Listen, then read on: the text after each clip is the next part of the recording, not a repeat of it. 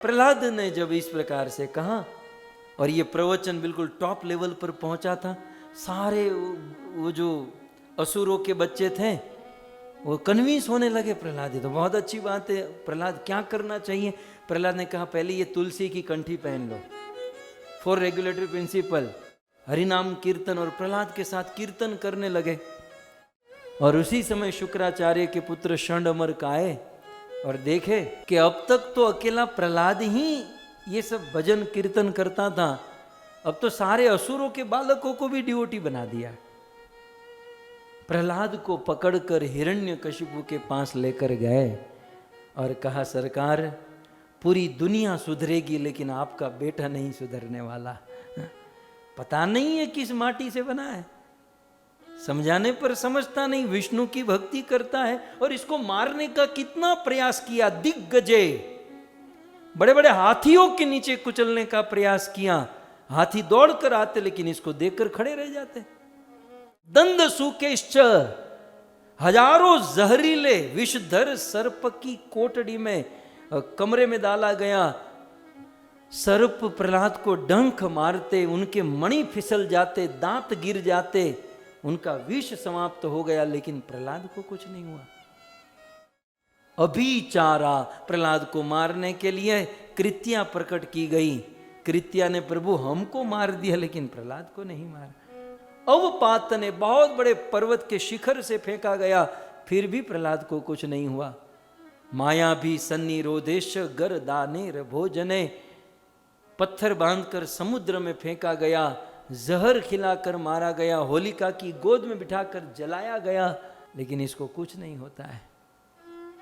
अब सरकार, अब ये आप जानो, आपका बेटा जाने, षंड और अमर्क छोड़कर चले गए।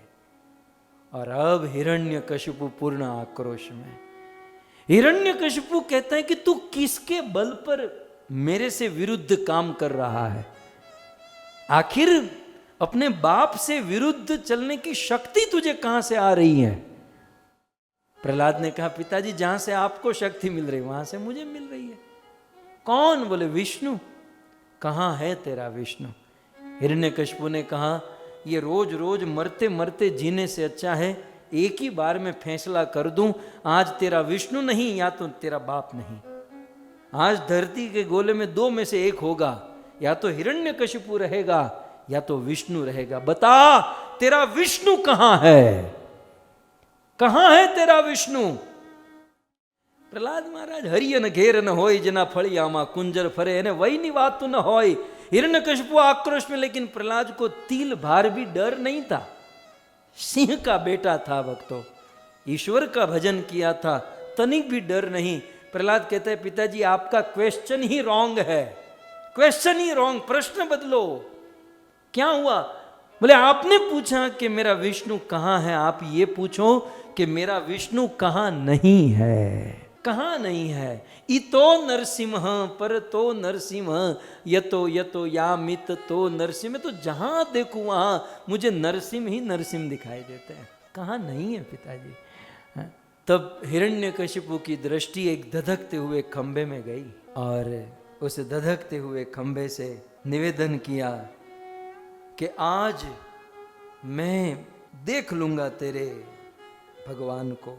हिरण्यकशिपु अपने हाथों में वज्र के समान मुष्टि का बनाया और वज्र के समान मुष्टि का बनाकर जैसे उस खंबे के ऊपर मारने गया, मुष्टि का खंबे को स्पर्श हो उसके पहले एक बहुत बड़ा कड़ाका हुआ और खंबा टूटा और उससे भगवान नरसिंह देव प्रकट हुए। और जैसे ही नरसिंह देव प्रकट हुए, भगवान नरसिंह देव ने एक चीख मारी, जैसे जैसे सिंह दहाड़ता है और पूरा वन गूंज पड़ता है, वैसे भगवान नरसिंह देव की दहाड़ से श्री नारायण कवच में लिखा है विमुच्यतो यस्य महाट्टहास, महाअट्टहास। भगवान नरसिंह देव के महाअट्टहास से, भगवान नरसिंह देव के चिल्लाने से धरती डोल गई और दिशो विनोदु पतयंश गर्भा। और इतना ही नहीं, पतयंश गर्भा, असुरों की जो पत्नियां थी, जो स्त्रियां थी, उनके गर्भ गिर गए। ऐसे भगवान नरसिंह देव की दहाड़। और फिर तो आप सब जानते ही हैं कि भगवान नरसिंह देव सहस्त्र भुजा, लपलपाती हुई जीवा, आकाश को स्पर्श करने वाला शरीर, उनके चलने की धमक से बिल्कुल धरती डोलने लगी। कुछ ही पल में हिरण्यकशिपु की सेना का विध्वंस किया, फिर हिरण्यकशिपु के साथ युद्ध किया, चौखट पर लेकर गए। और जैसे चटाई बनाने वाला मिस्त्री घास के तिनके को ऐसे दो ऐसे फाड़ देता है, वैसे भगवान नरसिंह देव ने हिरण्यकशिपु की छाती को फाड़ दिया।